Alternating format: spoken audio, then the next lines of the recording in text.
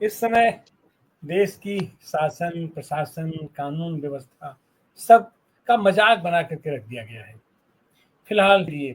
लेकिन उसमें गुजरात में इन्होंने शराबबंदी कर दिया है, नशाबंदी कर दिया है, बड़ा ढोल पीटा गया, कितना आदर्श व्यवस्था की गई। और वहीं मध्य प्रदेश में स्थिति यह है कि गुजरात की सीमा से सटे हुए करीब 7 इन्होंने शराब कॉरिडोर बना दिया है। जिस गांव की आबादी ही 1500 है, 1000 है, वहां पर 15-15 करोड़ के ठीके हुए हैं। और निश्चित रूप से वो ये बताता है, वहां पर जो भी आदमी देखिए बिजनेसमैन लेता है तो अपने धंधे को लेकर देखता है। उस गांव में शराब की बिक्री करने के लिए तो लिया नहीं गया है, और जाहिर सी बात है कि वहां से वो सप्लाई किया जाएगा गुजरात को, और अंधाधुंध अकूत कमाई होगी। और उसकी कमाई का अधिकांश हिस्सा उस आदमी के पास जाएगा, या वो आदमी उपकृत करेगा पॉलिटिकल पार्टियों को। पॉलिटिकल पार्टियों मतलब भारतीय जनता पार्टी है और इसके नेता लोग हैं, तो इनको लेकर के हो रहा है। और तो इसी ये जो दोहरी नीति है इनका, ये जो इनकी दोहरी नीति है, इसी के ऊपर आज हम चर्चा करने के लिए कि आखिर इसके पीछे कारण क्या है। और अमूमन हम देखते हैं कि वो जो शराब कॉरिडोर इन्होंने बनाया है वो ऐसे इलाके में बनाए हैं जो आदिवासी बहुल इलाका है। तो आदिवासियों को एक तरीके से तस्करी के लिए ये बाध्य कर रहे हैं, अवैध काम करने के लिए बाध्य कर रहे हैं, और उन्हें शराब के नशे का आदी बनाने के लिए प्रयास कर रहे हैं। तो ऐसी हालत में आज हम इसी पर हम चर्चा करने के लिए आपके बीच उपस्थित हैं किसान संघर्ष समिति के राष्ट्रीय अध्यक्ष डॉक्टर सुनीलम। आप भी अभी वहां धरना प्रदर्शन में शामिल हैं। ये कौन सी नीति है सुनीलम जी कि सरकार इतना पैसा खर्च करती विज्ञापन पर कि ये नशाबंदी हो और नशा कितनी खराब चीज है, और वहीं पर पिछले दरवाजे से एक जगह तो पूरा आदर्श बनता है कि हमारे प्रांत में हमने अपना पूरा बंद कर दिया है, शराब को बंद कर दिया है, खरीद बिक्री से बंद कर दिया है, और पिछले दरवाजे से सारा का सारा अवैध काम कराने का इन्होंने पूरा ठेका ले लिया है और उसका प्रोत्साहन दे रहे हैं। इस पर ये आपकी क्या टिप्पणी होगी डॉक्टर सुनीलम? जी, आपका बहुत शुक्रिया तिवारी। सबसे पहले तो मैं मथियास भाई को मैं उनको इस बात के लिए मैं मुबारकबाद देना चाहता हूं कि वो शानदार संघर्ष कर रहे हैं। हमें उनके संघर्ष के ऊपर गर्व है। बहुत कम लोग ऐसे हैं जिनकी हिम्मत है लड़ने की। ज्यादातर लोग बिके हुए हैं, समझौता किए हुए हैं, डरे हुए हैं, असुरक्षित लोग हैं।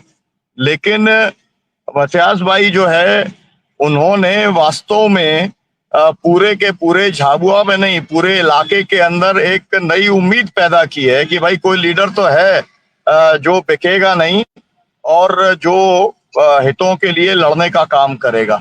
वैसे यहाँ पर जो पैनलिस्ट हैं तिवारी जी, ये बगल में राधेश्याम काकोड़िया जी हैं, है ना, गोंडवाना गणतंत्र पार्टी के हैं। ये 10 महीने जेल में रहे, भ्रष्टाचार का मुद्दा उठाया तो इनको 10 महीने जेल में कोंड दिया, है ना। जेल से चुनाव लड़े तो 30,000 वोट आया, है ना। और ये हमारे डॉक्टर अभय ओरी जी हैं, प्रोफेशनल डॉक्टर हैं, इनको भी जेल के अंदर पहुंचा दिया, है ना। आप सोचिए, मतलब जो जो लड़ता है। और अशोक श्रीमाली जी तो बहुत पुराने खलीफा वाली श्रेणी में आते हैं, मतलब संघर्ष कर करके, और इनके चेलों ने और इनके साथियों ने बहुत लंबा रिकॉर्ड। और वो भी देखिए, गुजरात में रह करके ये काम करना बहुत ही कठिन काम है। हम लोग तो मतलब गुजरात का सुन के कि भाई वहां आदमी कैसे जिंदा रह के संघर्ष कर रहा है, तो वो भी एक बड़ा उनका नाम और काम है। तो तिवारी जी, जो बात आपने कही, असल में ये है कि शराब माफिया ही सरकारें चला रहा है, शराब माफिया ही पॉलिटिकल पार्टी चला रहा है। और ये दोनों बातें मैं बहुत गंभीरता के साथ कह रहा हूं। और उसका मामला ये है कि ये जो पूरा अनअकाउंटेड मनी है, ये जो इलिसिट लिकर है, मतलब जो है एक पेटी शराब अगर जो है सरकारी ठेके से बिकती है तो उसमें 4 पेटी जो है वो इलीगल बिकती है। उसी की आड़ के अंदर पूरा का पूरा सब काम होता है। तो ये जो पैसा है, यही जो चुनाव में हम लोग जो सुनते हैं कि विधानसभा का चुनाव, हमने विधानसभा का चुनाव लड़ा, एक बार 4 लाख में लड़ा, दूसरा 8 लाख में लड़ा। अब की बार जो बताते हैं कि भाई पंचायत का चुनाव ही जो है 25-50 लाख का हो जाता है। तो जो विधानसभा के चुनाव है वो तो पहुंच रहे हैं कि 10 करोड़ 20 करोड़ पे, और लोकसभा का चुनाव तो पहुंच रहा 100 करोड़ के ऊपर। तो ये पैसा आता कहाँ से है? ये पैसा इसी शराब माफिया का पैसा है। और ये जो लोग हैं जो ये माफिया चला रहे हैं वो पूरे के पूरे सत्ता के संरक्षण में, ये बात जो अभी बोल रहे थे इम्तियाज भाई, जो बोल रहे थे कि भाई सरकार मतलब पुलिस ही जो है, अब ये वाली बात एकदम साबित हो गई है। गुजरात के अंदर जो शराबबंदी है उसके अंदर जो शराब लोगों को मिस्ड कॉल के ऊपर मिलती है, हर ब्रांड की शराब मिल जाती है, तो उसके अंदर हर थाने का एक रेट तय है और बेचने वालों का भी जो है नामजद तय है, सब कुछ है। उसको कोई अगर तोड़ने का कोशिश करता है तो वो फंस जाता है। फिर ये होगा कि ये लीगल काम कर रहा था इसलिए इसको बंद कर दिया, तो बीच बीच में ये सब भी काम चलता रहता है। अदरवाइज ये पूरा सिस्टमैटिक किस्म का एक ये माफिया गिरोह काम कर रहा है। अब सवाल ये है कि इसको तोड़ने का क्या तरीका है। मैं तो अभी जो है यहाँ पर हूँ, छिंदवाड़ा में हूँ। छिंदवाड़ा में कई बार महिलाओं ने यहाँ पर दुकानों के अंदर जो है तोड़फोड़ करने का काम किया। उसकी जो नेत्री है वही हम लोगों का वकील भी हैं, एडवोकेट आराधना भार्गव। कई सारे गांव के अंदर महिलाओं ने ये काम किया। मेरे यहाँ पर कल की बात है, मैं मुल्ताई से जहां से आता हूँ, कल ही रिधौरा में महिलाओं ने 50 महिलाओं ने जाकर के लठ लेकर के उन्होंने दुकान को बंद कर दिया, सेल्समैन को भी बंद कर दिया। कल की बात है, आज के सब अखबारों में छपी हुई है। तो हो ये रहा है, असल में हम पूरे देश में इस बात को देख रहे हैं कि जितने भी शराबबंदी के आंदोलन चल रहे हैं उसका जो है नेतृत्व महिला कर रही है। चाहे वो आंध्र प्रदेश में यूनाइटेड आंध्र प्रदेश में चला हो, चाहे वो हरियाणा में चला हो। कई राज्य ऐसे हैं, कम से कम 5-6 राज्य इस देश में ऐसे हैं जहां पर की लड़ करके महिलाओं ने इतनी ताकत पैदा कर दी कि सरकार को मजबूर कर दिया और वहां पर जो है उनको बंद करना पड़ा। शराबबंदी हुई, लेकिन थोड़े समय के बाद में जो ही वो प्रेशर कम होता है तो ही वो शराब जो है वो फिर चालू हो जाती है। अब मैं आपको बताता हूं, जैसे एक उदाहरण बताता हूं। हम लोग एक नशा मुक्त भारत आंदोलन चलाते हैं। उसके अंदर जो है हमारे 4 जो है राष्ट्रीय संयोजक हैं। उसमें एक मेधा पाटकर भी हैं, एक फैजल खान भी हैं और एक बी आर पाटिल हैं। अब बी आर पाटिल जो है वो हैं जो है कर्नाटका के। कर्नाटका की सरकार ने घोषणा कर दी कि हम अपनी आय को दुगना करने का काम करेंगे, मतलब दारू की बिक्री दुगनी करेंगे। अब वो विधायक हैं, सिटिंग हैं, और अभी जो है बाकायदा कैबिनेट रैंक के अंदर योजना आयोग के अध्यक्ष हैं। उसके पहले वो जो है वहां के मुख्यमंत्री के वो चीफ कंसल्टेंट थे। कुछ नहीं किया उन्होंने, मतलब वो सीधे जाकर के गांधी जी की मूर्ति के नीचे बैठ गए। कोई उन्होंने भीड़ नहीं लगाई और उन्होंने कहा कि मैं बैठा हुआ हूं, जब तक सरकार अपना ये वापस नहीं लेगी, है ना, तब तक मैं यहां से उठूंगा नहीं। एक ही दिन के अंदर सरकार ने अपना फैसला वापस ले लिया। मेरा कहना यह है कि पब्लिक प्रेशर से ही बनेगा। ये पॉलिटिकल पार्टीज तो क्योंकि उसी से ही कमा खा रही हैं, उसी से ही सरकार बना रही हैं, तो इसलिए शराब माफिया को एक भी पार्टी के अंदर दम नहीं है कि वो इनको कंट्रोल करने का काम करे। और जितना रुपया कमाता है, 1000 रुपया कमाता है अगर नेता, तो फिर 4000-5000 रुपए कमाता है वहां का अधिकारी। ये बात एकदम साफ है। ये प्रपोर्शन जो है, इसके बारे में सबकी अलग अलग राय हो सकती है, लेकिन फैक्ट इस देश के अंदर यही है। और ये बात हमने केवल नहीं कही है, एनएच वोरा कमेटी जो है वो होम मिनिस्टर हुआ करते थे, और जब ये देखा कि देश में माफिया का राज चल रहा है तो एक उनको भारत सरकार ने एक कमेटी बनाई और उस कमेटी ने कहा कि इस देश के अंदर जो रूलिंग पार्टी है और जो मतलब रूलिंग जो अधिकारी रहते हैं और उसके साथ में जो बड़े क्रिमिनल रहते हैं, वो लोग मिलकर के एक माफिया राज इस देश में चला रहे हैं। लेकिन उन्होंने तोड़ने की इस माफिया राज को जो सिफारिश की, उसमें से एक भी सिफारिश को भारत सरकार ने लागू करने का काम नहीं किया। तो मसला ये है कि अब मसला तो जनता के बीच में है, जनता को ही करना पड़ेगा, जनता को ही लड़ना पड़ेगा, पार्टियों और सरकारों के भरोसे नहीं हो सकता। आखिरी 2 लाइन ये कह करके गांधी जी ने कहा था, बाप की कमाई से सरकार चलाना बंद करो। गांधी जी ने जब ये कहा शराबबंदी कर दो, तो उनको पत्र लिखा कांग्रेस कमेटी के मुख्यमंत्रियों ने और कांग्रेस कमेटी के अध्यक्ष ने। उन्होंने कहा क्या आप चाहते हो कि ये स्कूल अस्पताल बंद हो जाए? क्योंकि अगर हम दारू बंद कर देंगे, टैक्स का रेवेन्यू आना बंद हो जाएगा, तो स्कूल और अस्पताल बंद हो जाएंगे। तो गांधी जी ने कहा कि दोनों अगर बंद हो जाएंगे तो मुझे कोई परेशानी नहीं है। और उन्होंने अपने बाकायदा ये लिखा है और दसियों बार कहा है कि अगर एक दिन का डिक्टेटर मुझे बना देंगे तो मैं पूरे देश के अंदर दारूबंदी करने का काम मैं देश के अंदर कर दूंगा। विभिन्न धर्म के लोग यही कहते हैं, बहुत बड़े बड़े लोग, बाबा साहब ने भी यही बात कही, जो है सभी लोग ये बात कहते हैं। और आपको मालूम है इस्लाम के अंदर तो ये हराम है, लेकिन इसके बाद भी चल रहा है क्योंकि ये माफिया हावी है। तो मुझे लगता है कि और पैनल स्तर पर नीचे तो अपमानित करने का काम कर रहा है, और ये पूरे आदिवासी समाज को, बहुजन को, और ऊपर इनका कारपोरेट बैठा हुआ है। तो ऊपर से लेके नीचे तक की जो ये श्रृंखला पूरी बनाए हुए हैं, इसमें तो ये तो साफ है कि आम आदमी के प्रति इनकी कोई संवेदनशीलता नहीं है। जैसे भी हो, धन उपार्जन हो, उस धन उपार्जन से कुछ टुकड़े फेंक दिया जाए अपना नीचे गरीब लोगों को, और उस चक्कर में वोट इनको वोट मिलता रहे, तो चाहे हमारा समाज कितना जहन्नुम में चला जाए। तो इस तरह डॉक्टर सुरीलम जो वहाँ की भौगोलिक स्थितियां हैं, गुजरात है, गुजरात में आदर्श व्यवस्था इन्होंने कर दिया कि हम शराबबंदी कर दिए, जबकि वहीं महाराष्ट्र है एक तरफ लगा हुआ है, एक तरफ राजस्थान लगा हुआ है, एक तरफ मध्य प्रदेश लगा हुआ है, और ये तीनों ही जगह उसी पार्टी की सरकार है, और ये केंद्र में भी उनकी सरकार है। तो इनकी जो मंशा है, इनकी मंशा क्या है? वाकई नशा मुक्ति इनकी मंशा है, या अवैध तरीके से धन पैदा करवाना, सबको गैर कानूनी काम करवाना, और उस गैर कानूनी काम के नाम पर आदिवासियों को और अपने बहुजन समाज को अपमानित करना, उनको जलील करना, उनको अपराधी बना देना? आखिर इसके पीछे आप क्या देखते हैं इसकी नीति? तो ये कहना चाह रहा हूं कि असल में जो अगर मोदी जी कमिटेड हैं शराबबंदी के लिए, तो उन्हें पूरे देश में लागू करना चाहिए, और अगर कमिटेड नहीं है तो फिर गुजरात में उन्होंने मुख्यमंत्री रहते हुए उसे क्यों कंटिन्यू किया? मतलब कोई तो एक सिद्धांत होना चाहिए ना, कोई तो एक विचार होना चाहिए। फिर ये पूरा आरएसएस है, संघ परिवार है, भारतीय संस्कृति है, सब किस्म की बातें हैं ना, तो उसके ऊपर तय हो जाना चाहिए। लेकिन जो है, मैं एक आपको जो छोटा सा एक किस्सा बताना चाहता हूं। ये किस्सा डॉक्टर ब्रह्मदेव शर्मा जी ने अपनी किताब में लिखा है। उन्होंने ये लिखा है कि इस देश के अंदर जब अंग्रेज राज करने आए, तब उनको ये समझ में आया कि इस देश के अंदर राज करना, जब तक आदिवासी फिट फाट स्थिति के अंदर है, तो उसे गुलाम बनाना संभव नहीं है। और आदिवासियों का ये पूरा इतिहास भी है कि मतलब मुगल आके चले गए, अंग्रेज आके चले गए, आदिवासियों ने गुलामी स्वीकार नहीं की।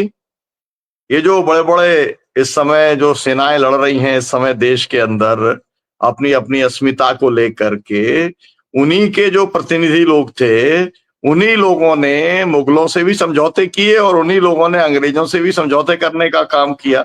ये एक देश का फैक्ट है। तो उन्होंने क्या किया, इटावा में सबसे पहले वहां का जो कलेक्टर था उससे ये कहा कि भाई हम जो है इंडस्ट्रियल लिकर जो है उसको चालू करना चाहते हैं, और पायलट प्रोजेक्ट आपके यहाँ पर आएगा, आप उसे शुरू करिए। तो उन्होंने शुरू कर दिया, वही कलेक्टर था, आदेश आ गया ऊपर से। फिर उसके बाद में कहा कि अब इसे आप 4 गुना करिए।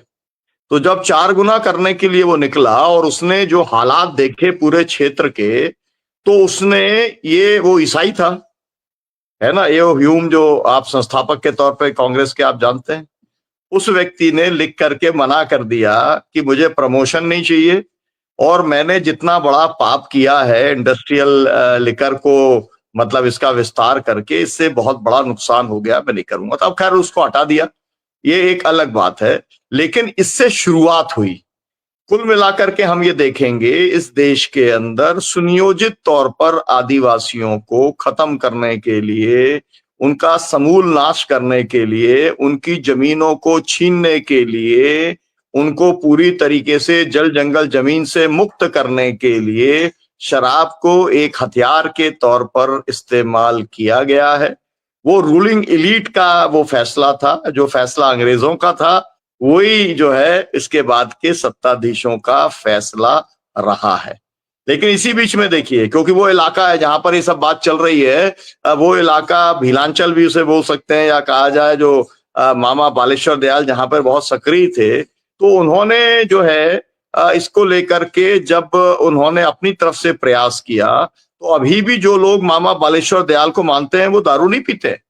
उन्होंने माना कि इससे सब कुछ नष्ट हो जाता है, मतलब तमाम सारे धर्मों के अंदर और संगठन ये कहते हैं कि ये शरीर को ही नष्ट नहीं करता है, आत्मा को भी नष्ट कर देता है।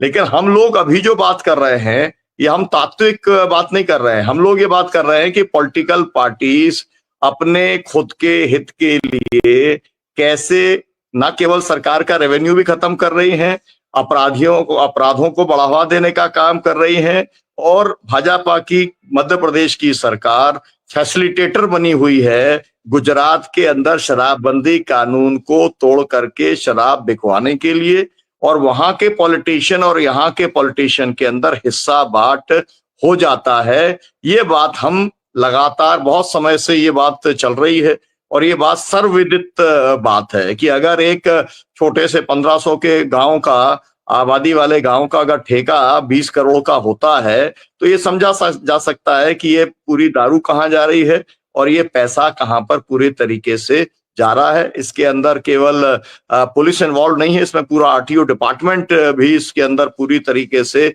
इन्वॉल्व है। अपराधियों के बहुत बड़े बड़े गिरोह इसके अंदर इन्वॉल्व है। इसमें जो विधायक हैं, सांसद हैं, उनके जो प्रतिनिधि हैं वो भी इसके अंदर इन्वॉल्व हैं। तो ये बहुत बड़ा एक कॉकस और एक नेक्सस के तौर पर ये काम कर रहा है।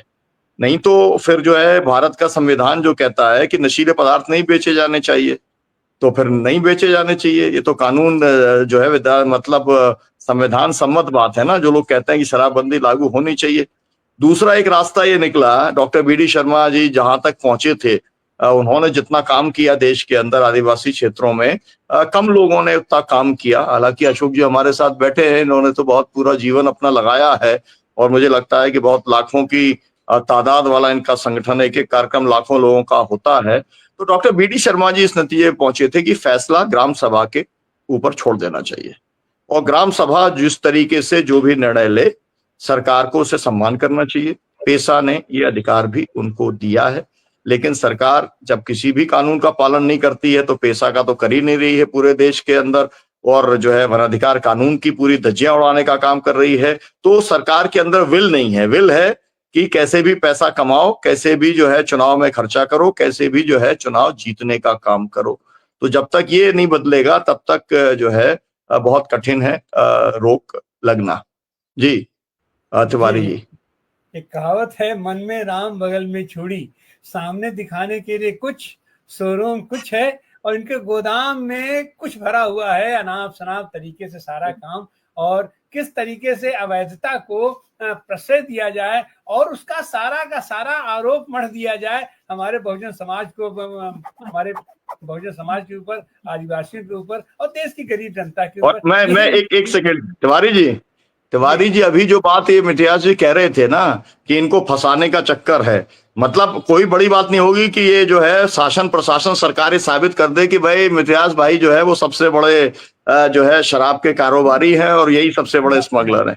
आपके यहाँ पर क्या हुआ, वो हरीश मिश्रा के ऊपर जो है, हरीश मिश्रा को ही विक्टिम बना दिया ना, उसी के ऊपर मुकदमा लगा दिया। जिस आदमी को करणी सेना के लोगों ने चाकू मारा है ना, जो कि बिल्कुल स्पष्ट केस था, उसके अंदर भी मामला उन्होंने पलटने का काम कर दिया।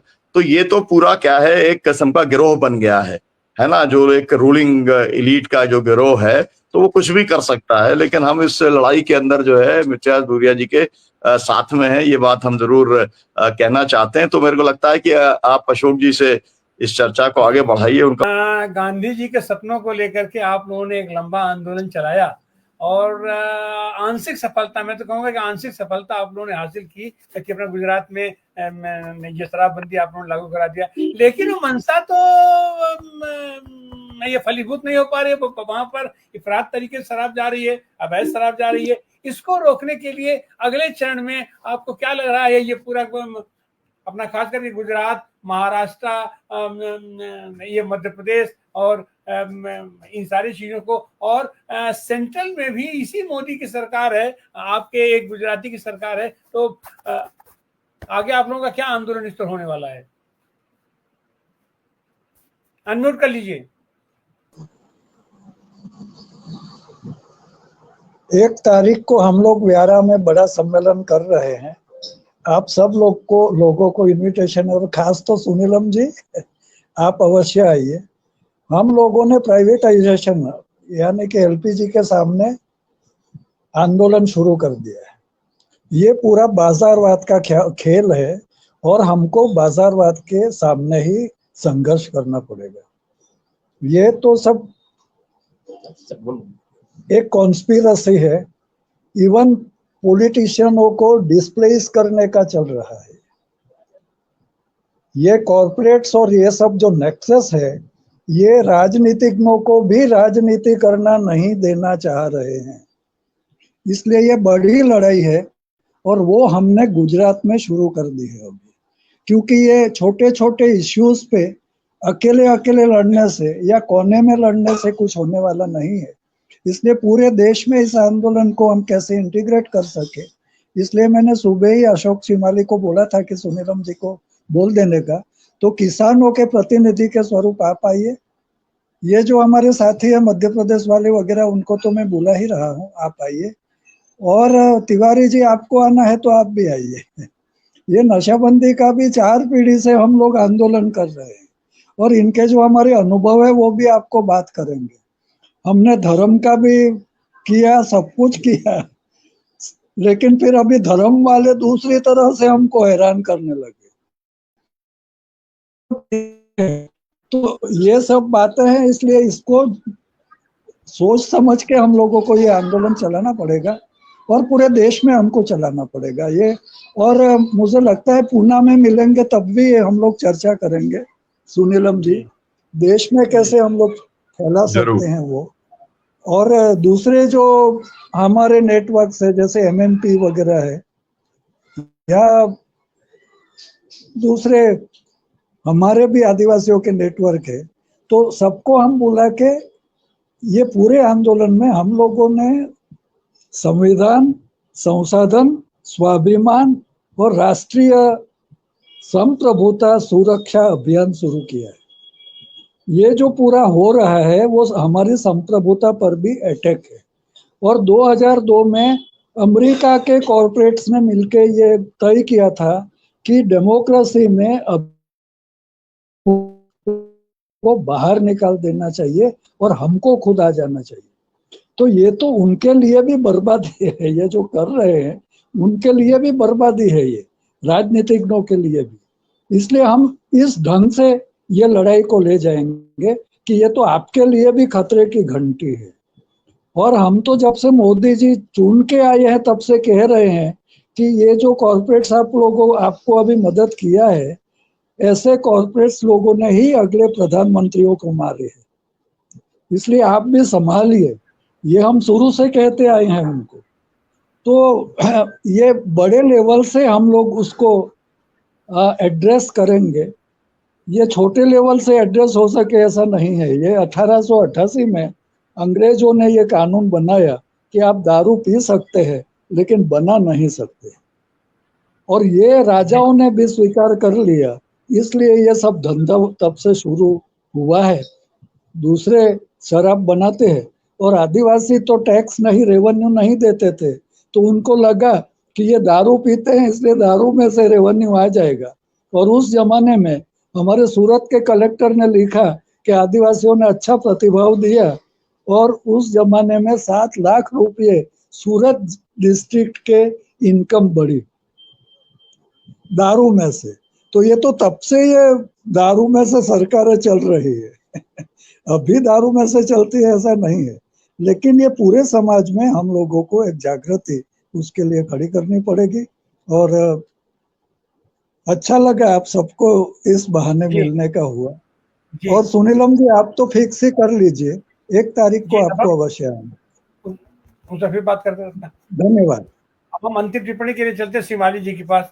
अपने शिमाली जी, जिस तरीके की हरकतें लोग कर रहे हैं कि चीजें अगर पकड़ा जाते हैं तो उसको फट से धार्मिक उसको स्वरूप दे देते हैं। अभी जैसे अपने सुनील जी अपना जिक्र कर रहे थे बनारस का, बनारस में बनारस के अपना मिश्रा जी के नाम से वो हारिस मिश्रा हैं, उनके ऊपर करणी सेना वालों ने हमला करवाया। विधिवत 8 लोगों के साथ असलहा लेकर के वहां पहुंचे थे उसके यहाँ, लेकिन भाव उल्टे पड़ गया। वहां के और सारे स्थानीय लोग लपट के उसको बल भर कूद दिया और उसको पकड़ करके थाने में अपना कर दिया। अब उसको ये लोग करेंगे नहीं, वो करणी सेना के लोग नहीं थे, वो तो अविनाश मिश्रा था, वो करणी माता का भक्त था, करणी माता का उपासक था। और हरीश मिश्रा ब्राह्मण नहीं है, ये तो ये सनातन धर्म का द्रोही है। तो इस तरीके से सामने से, और आज की तारीख में हरीश मिश्रा को ही चोट लगी है, घाव लगा है, और उसी को उठा करके जेल में अपना विरोध बंद कर दिया गया,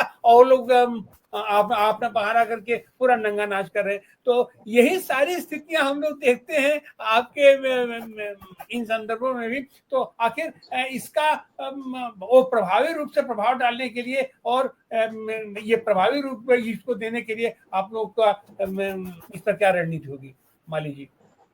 जी डॉक्टर साहब, इसमें हमें पूरी बात को हिस्टोरिकल पर्सपेक्टिव में देखना पड़ेगा।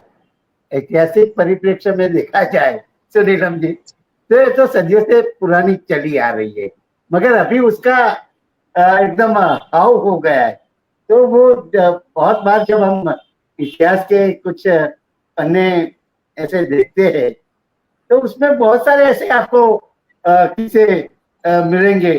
तो जब शासनकर्ता लोग जो है और उनके ऊपर जब खुद आ पड़ती है, तो उसको चाहे धर्म का नाम, क्या मतलब कौमी नाम देके या जाति के नाम देके या आपस में वो कराएंगे। तो ये बिल्कुल जन आंदोलनों के रूप में हमें पूरी बात को वो देखना पड़ेगा। उसका बहुत इन डेप्थ एनालिसिस करने की जरूरत है। और बहुत सारी इवन चुनौतियां भी है, चुनौतियां है। अब शासन के सामने लड़ना है तो वो तो आवाज जनता से ही उठनी चाहिए। अब जनता से वो आवाज आएगी। अब वो धर्म के नाम पे या जाति के नाम पे या कौम के नाम पे जो हो रहा है, वो बहुत बहुत ये बहुत दुर्भाग्यपूर्ण है, बहुत दुर्भाग्यपूर्ण है। मगर उसको हमें हमारे हिसाब से ही देखना पड़ेगा। और